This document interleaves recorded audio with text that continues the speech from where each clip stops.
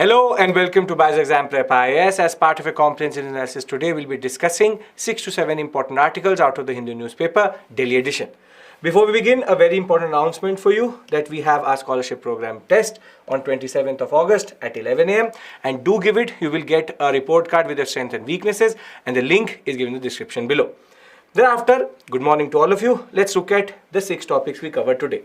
First is Africa and G20, quite interesting in that regard. A very important article for international relations generally. Thereafter, we'll talk about a new concept itself, something which has been pointed out by a person who has gone there for an economic summit, which is the Northern Sea Route, the NSR, which is emerging as a very important area for India itself. Thereafter, BRICS and the addition of 6 new countries.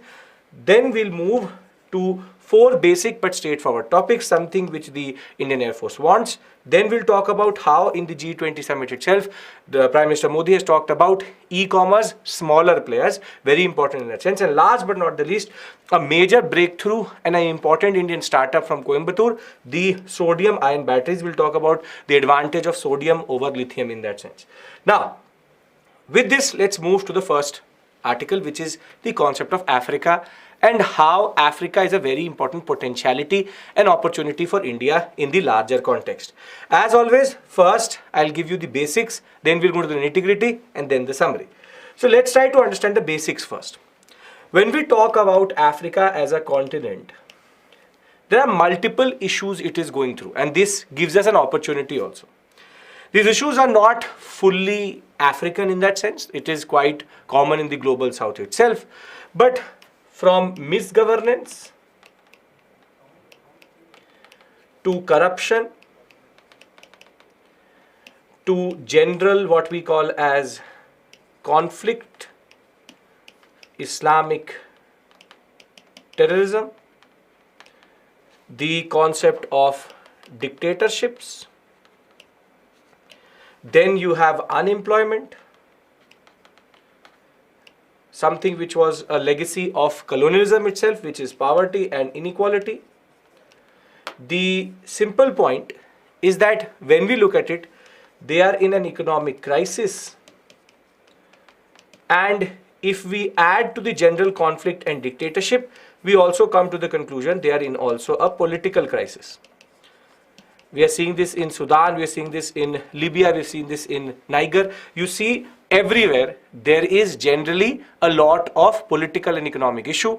Either there's a tussle between democratic forces or the dictators.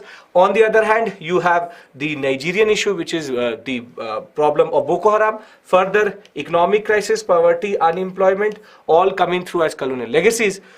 Africa as a continent needs, as of right now, a lot of attention from the global north and generally a lot of aid. And 2 countries used to pay a lot of attention to Africa generally and used to also contribute to their economic development, and that being China and Russia. These 2 countries have played a very instrumental role in the past 2 to 3 decades in developing Africa itself. More than that, it is China. More than Russia, it is China. Because China, through its One Belt, One Road initiative, was putting in a lot of infrastructure development. It was developing a lot of ports. Over and above that, what is even more important is it was making sure that the whole of East and West Coast was dominated by Chinese ports, Chinese operators. And what happened is that China is now seeing a slowdown. It is seeing a slowdown wherein the level of development, the level of economic prosperity it had imagined has not come through from Africa itself because of these ports. And there's a lot of unsustainable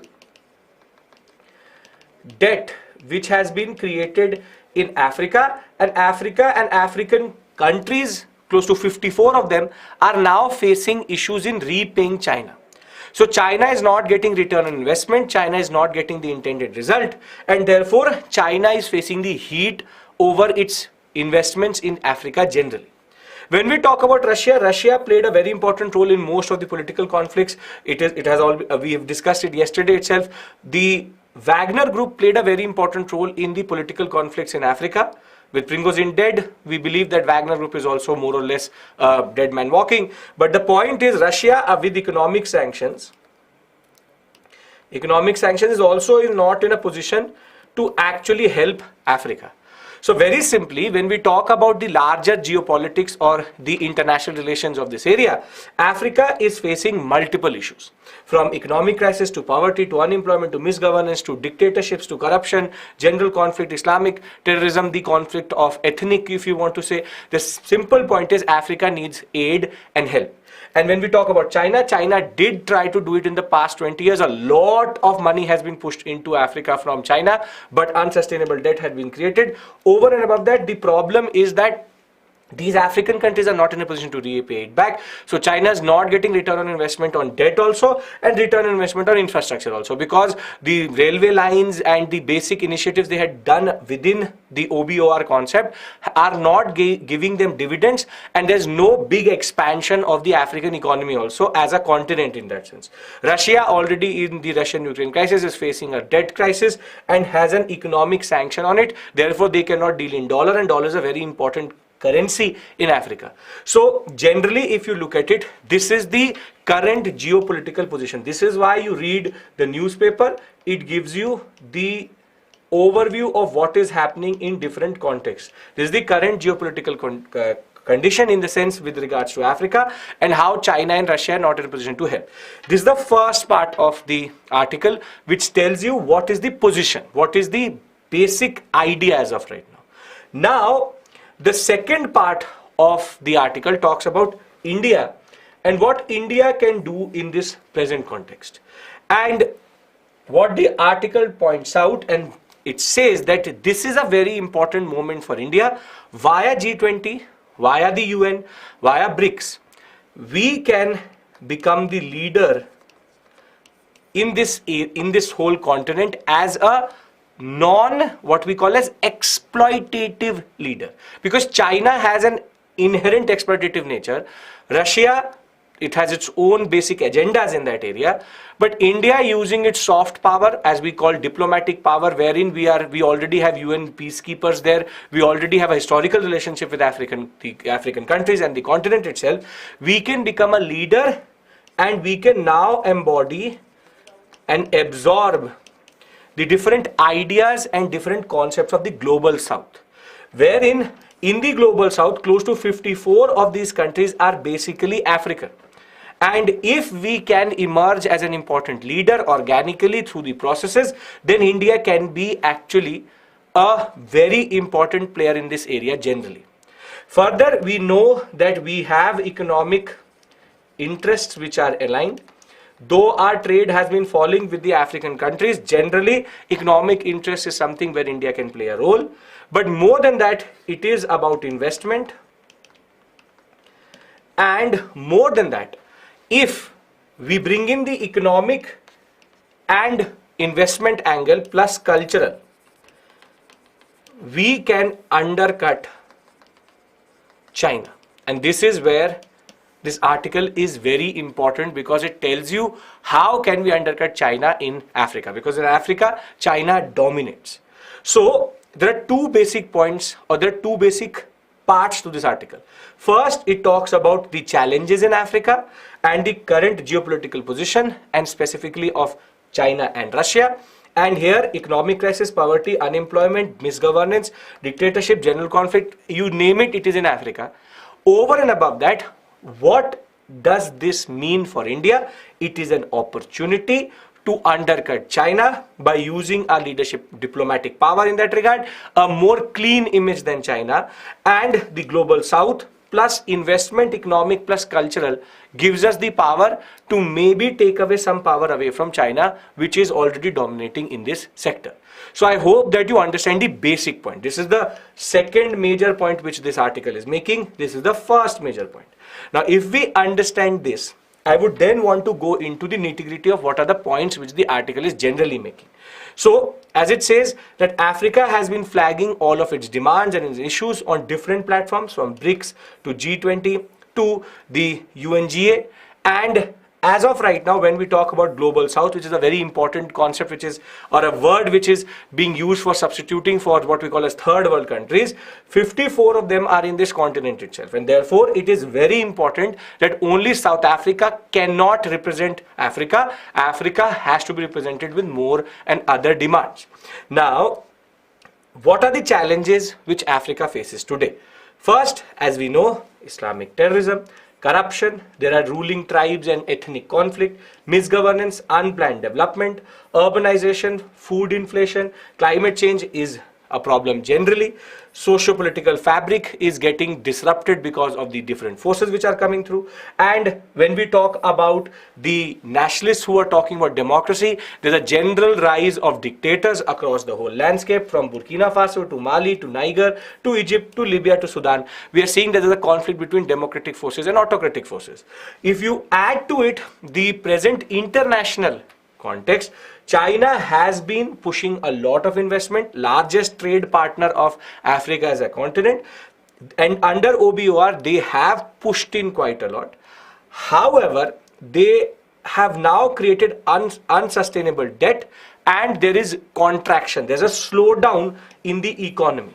Further, when we talk about Russia, it is reeling under Western sanctions. It cannot deal with the way dollar is used in this whole sector. And therefore, when we talk about the what we call as colonial countries, or the erstwhile colonial countries, they have their exploitative agenda. They will give something, so they will take something. So very simply, Africa is in a precarious position because it cannot get the support it needs. And more than that, there's a lot of internal conflict in Africa over what is their basic interest.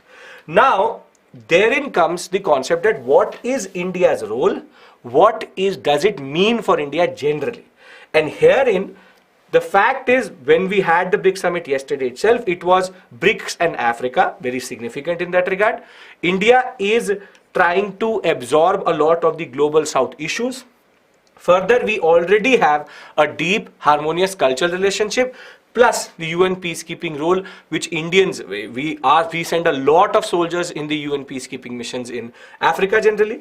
We are seeing that we are getting less and less oil from Africa. However, still a very significant amount of trade is happening with Africa, and therefore India can and has been and will invest in different sectors of Africa where it can actually gain a lot. So, India being the 5th largest investor in Africa, we do believe that we can use this opportunity to undercut China. So, what is the opportunity here? The opportunity here is that India can use its very clean image of a non-exploitative country to use it as a way of leverage in Africa, as a soft power in Africa, and further take up issues at multilateral forums or bilateral forums. And the G20 summit is going to be a game changer, because if we are able to bring in a consensus for the global south and African countries, maybe Chinese presence and China power in Africa can be undercut.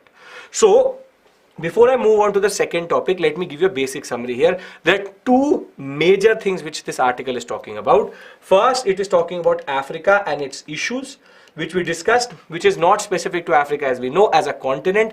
The South Asia automatically sees all these issues embodied in itself, from misgovernance to corruption to poverty to inequality to autocratic versus democratic.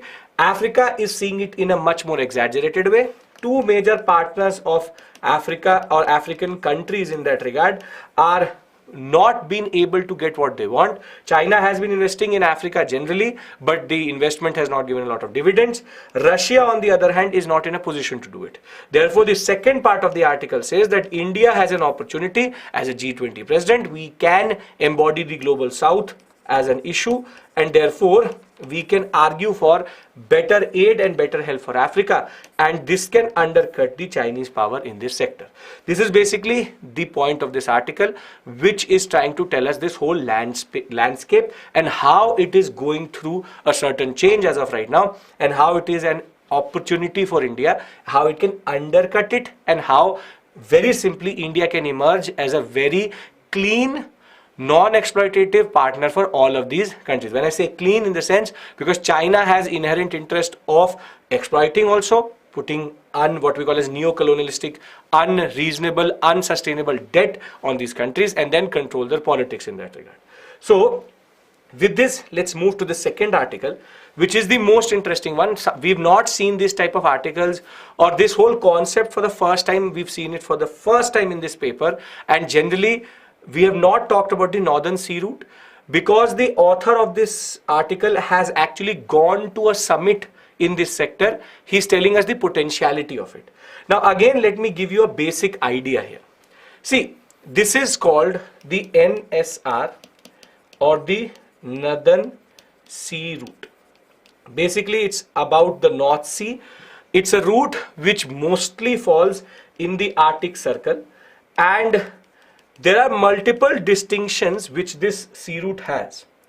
So this is the Arctic Circle for us.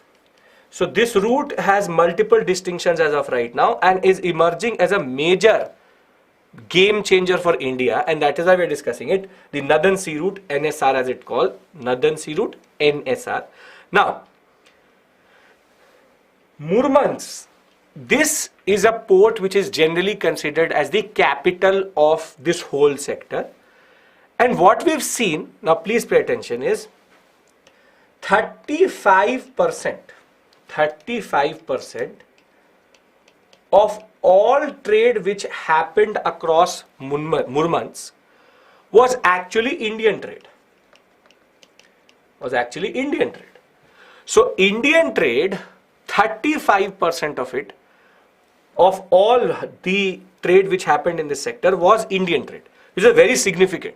One of the largest amount of trade in this sector is happening for India. But why?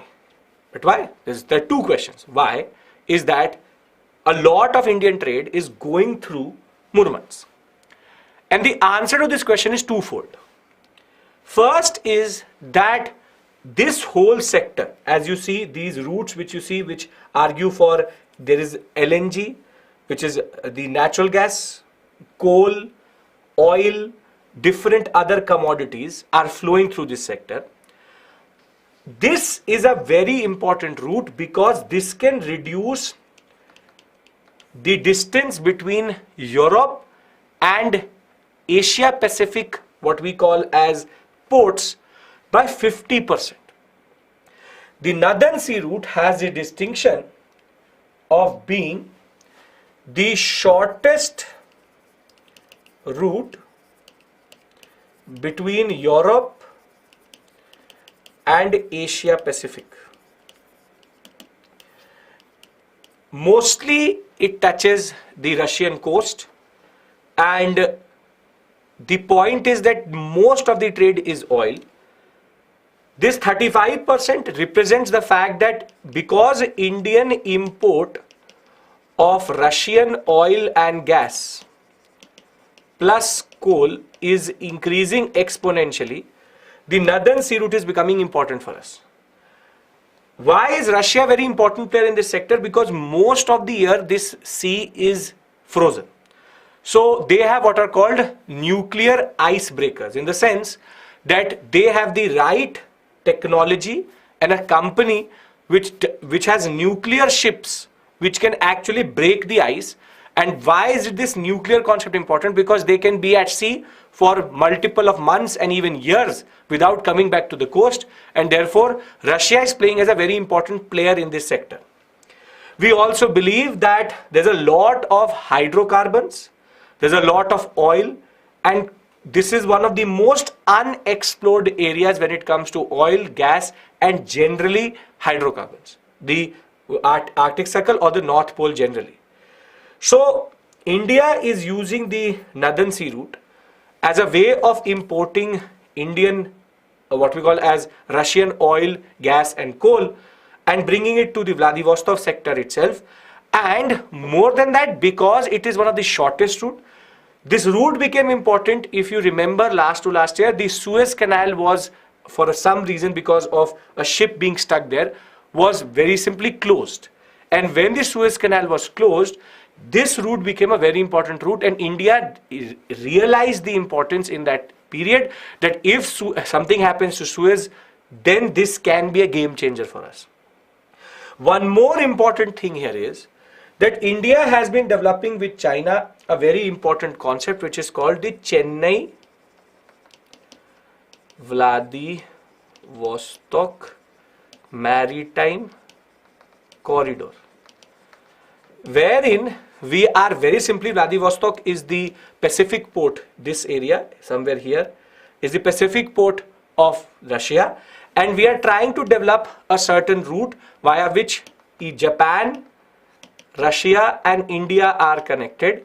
So we will go through the Northern Sea route, thereafter we'll go till Vladivostok, through Vladivostok into the Japan Sea, then into the South China Sea, Straits of Malacca and then to Chennai.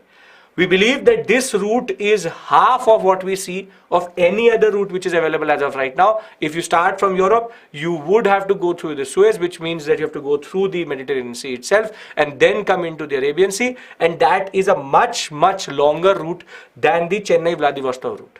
So the Northern Sea route has emerged as a very important game changer, or what we call as a very important route for India generally, and this is basically what the article is talking about. We'll go into the nitty-gritty further, but it is talking about three very simple things. First, identifying this route is important.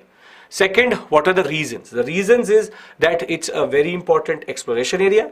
It's the Russian oil, gas and coal vis-a-vis the Russia-Ukraine crisis, which we have started to import quite a lot. Further, 35% of trade which is happening at the Murmansk, which is the most important port in this sector, is Indian trade. The Chennai-Vladivostok Maritime Corridor is a very important answer to all the issues we have in this sector generally, and it is more than that, bringing down the whole area, or what we call as the whole route, 50%, what we call as faster. It is reducing the speed of travel and the route by 50%, which is in itself very important when it comes to maritime routes. So these are the three basic points which have been made. Northern Sea route, Chennai-Vladivostok Maritime Corridor, the importance of this sector generally. If you can remember these three things, then we'll go into the nitty-gritty, which is that at Murmansk, what we have seen is that 35% of all freight corridor or freight movement which is happening is Indian, which is a lion's share in this sector. Close to 8 million tons of cargo was handled by Murmansk, out of that 35% was Indian. And NSR is emerging as a very important area. General interest is there for every country, but for India it is equally important. Now, what is the Northern Sea route?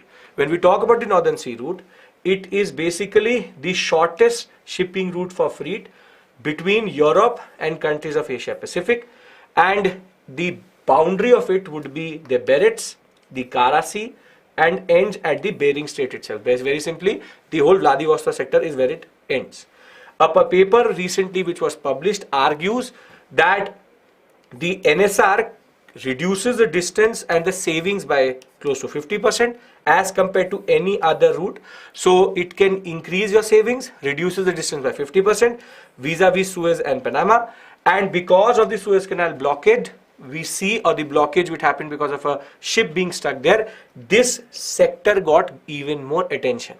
Now, when we talk about what are the forces which are driving this sector, what we see is that first and foremost is that India already has a growing cargo trade, or what we call as free trade with Russia, and therefore that can be a major reason for India to use this route, because we are trading with Russia quite a lot in the context of the Russia-Ukraine crisis.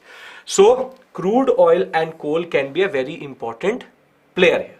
Further, India also has a very important geographical position vis-a-vis the Russia-China-India complex, and when it comes to sea transportation, India is a very important player further, and it is trying to tap into the NSR before anybody else realizes its potential.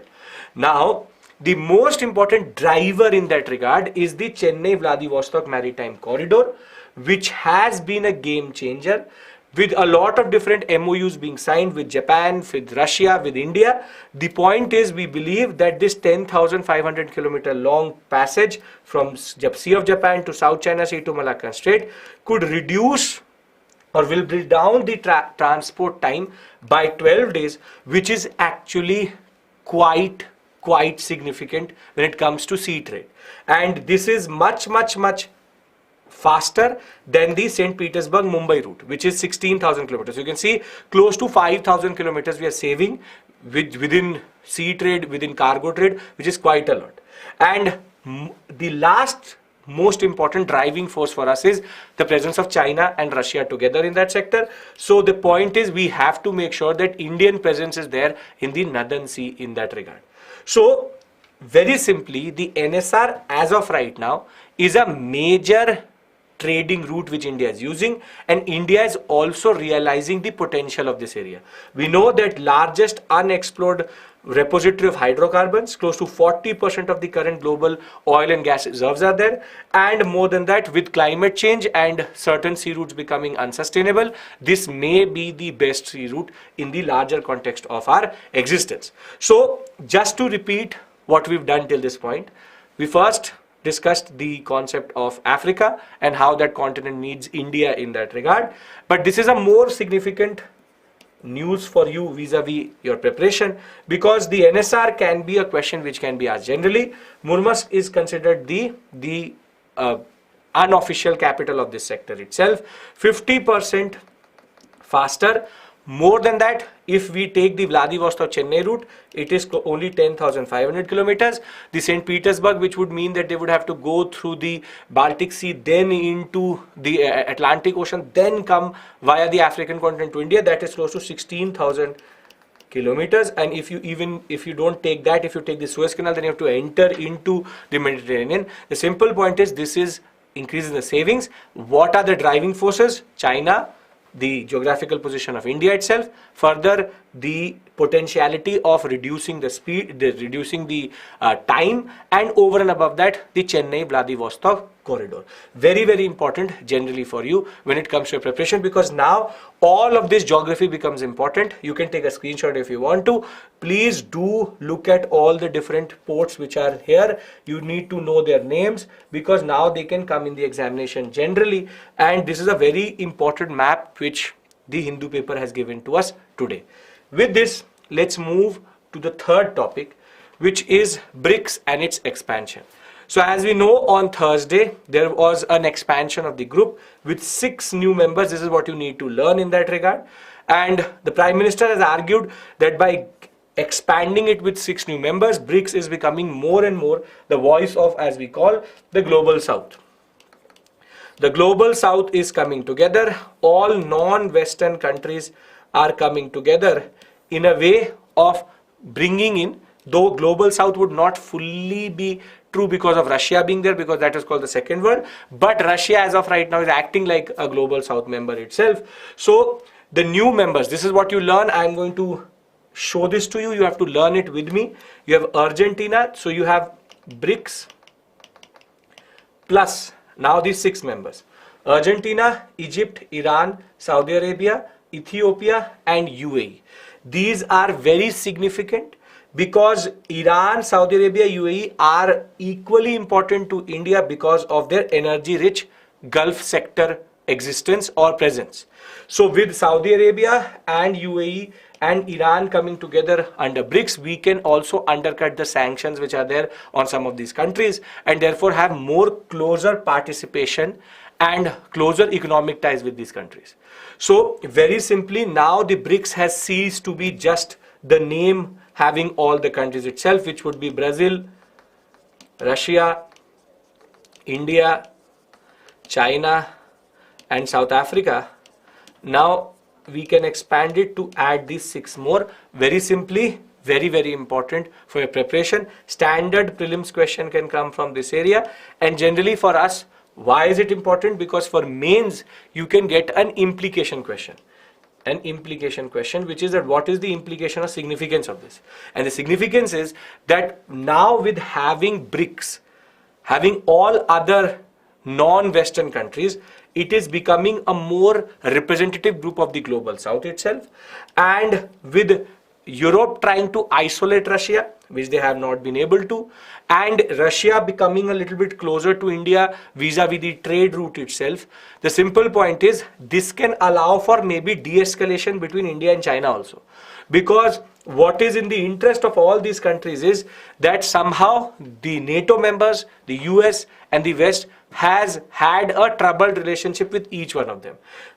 No, ironically, most of them are colonial countries or imperialistic countries, in the sense that they were dominated by colonialism or dominated by imperialism. With regards to China for imperialism, other colonial. Therefore, we have a shared interest also in that regard. Russia being the only odd one out in that sense, because though they were not a colonialist or what we call as a colony for somebody else, but Russia's behavior over the period of time since the disintegration of USSR has been that it is anti-West. So we can see that there's a certain type of interest which is bringing all of these players together, which is significant in that regard. So before we move on to the Prelims Bytes section, three major topics we've discussed. The first one, very simply, was trying to understand Africa and how there's an opportunity which India has in Africa, as Africa is quite vulnerable as of right now as a continent, and India can use its clean image, soft power, its cultural power to fill in the gaps and undercut China. Second, we discussed the NSR, the Northern Sea Route, very, very important, one of the most important topics, and is now a new topic which will be of interest to everybody. You can expect questions in mocks in the examination also, and the point was it can reduce the distance by 50%, close to 50% in that regard. Further, it can reduce by 12 days.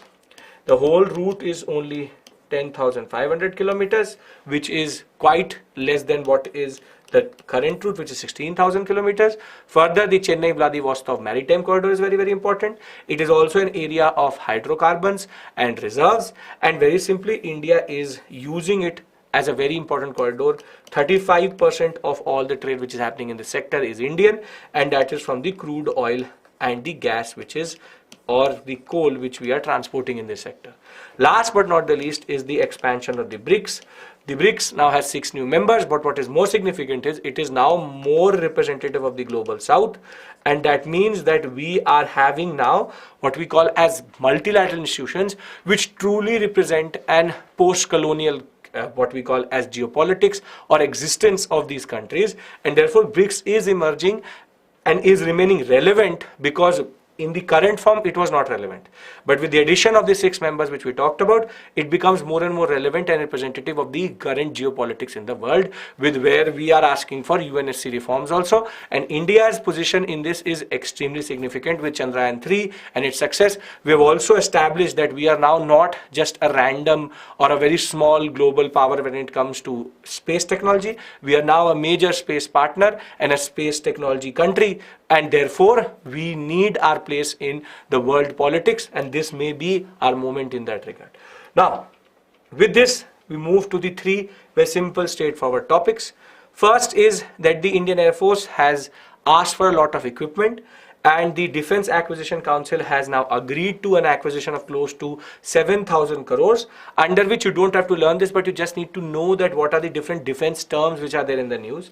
First is that they're asking for the MiG Mi-17 V5 helicopters. Are asking an electronic warfare suite, which is that basically they want the upgradation of the technology which is there in the helicopter itself. Further, they want an armored regiment along with mechanized infantry autonomous system, which is that they want better suits for the soldiers itself, light machine guns, and what we call as bridge laying tanks. Basically, if there are certain areas in which there are no natural bridges or artificial bridges, these tanks act as bridges in that sense, and therefore the what we call as AON, acceptance of necessity, has been created for all of these, along with laptops and tablets which can be used by the army because of the rugged way in which we use these different devices in the field. We need different types of tablets and laptops, and Project Shakti is working for that. So again, Project Shakti is the first thing which you remember. Second is the Mi-17 helicopters, then the aspect related to bridge laying tanks. 3-4 simple terms which you generally need to know. Thereafter, something which has been pointed out by the Prime Minister, wherein this whole world as of right now is dominated by an unequitable distribution of e-commerce giants and players, and when it comes to e-com companies, the urge which the Prime Minister made was that there needs to be equitable competition between large and small vendors, specifically Amazon and the vendors which are there in India. And because the small enterprises embody close to 60 to 70% of all employment, close to 50% of all the GDP of the world itself, the simple point is we need to support micro, small and medium enterprises, MSMEs.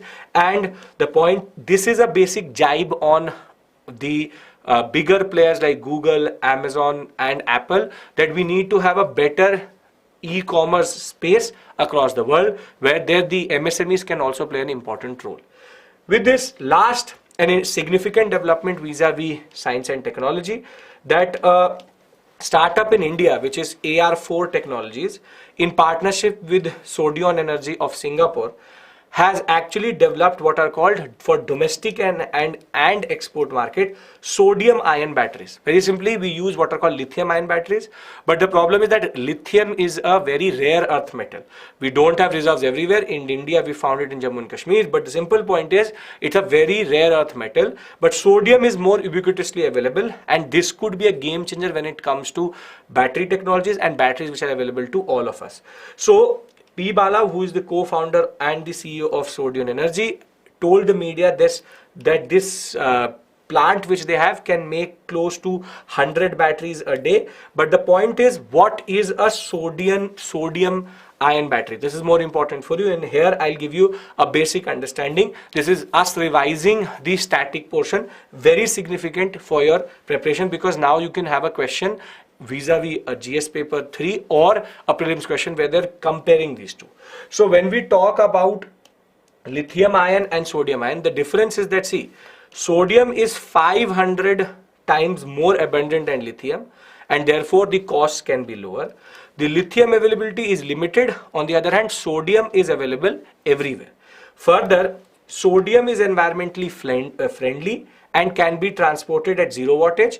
On the other hand, lithium is less environmentally friendly and the recycling of it is extremely problematic. Further, sodium ion batteries use aluminium, which is cheaper than copper. On the other hand, the lithium ion batteries use copper as the anode and the cathode the catalyst, and therefore the problem is it is much more expensive. This should be the other way around. It has been written in a comparative sense, that is why it is seeming to be the opposite way. But very simply, lithium ion batteries are more costly, use copper and take less charge. Sodium ion batteries are actually much more powerful, more capable and are cost effective because they are cheaper.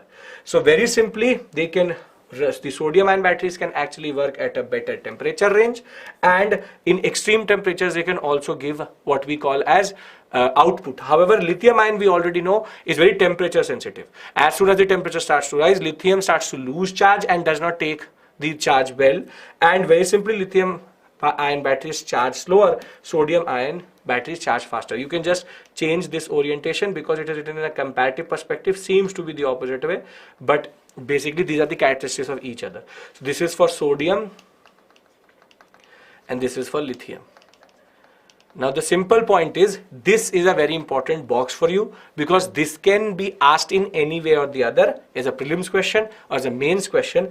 Sodium ion batteries from an Indian startup could be a game changer generally. So before we take the mains questions, what have we done today generally? We've discussed Africa and its geopolitics. We've discussed BRICS and its expansion. We've discussed Northern Sea Route and its significance. We've discussed how IF is taking other different equipment, specifically Project Shakti is very important for you. Then we've discussed the sodium batteries, how they're different from lithium ion batteries. And last but not the least, we discussed the importance of e-commerce being an equitable space. With this, let's take the mains questions. Discuss the importance of the Northern Sea Route in India's ambition to be a global economic superpower. Interesting question. Thereafter, in the current geopolitical environment, India has a great opportunity in Africa. Do you agree? Both can be answered in a very comprehensive way with what we've done today. With this, I would like to end the session. Thank you so much. I will see you next week. Thank you. Take care. Bye-bye.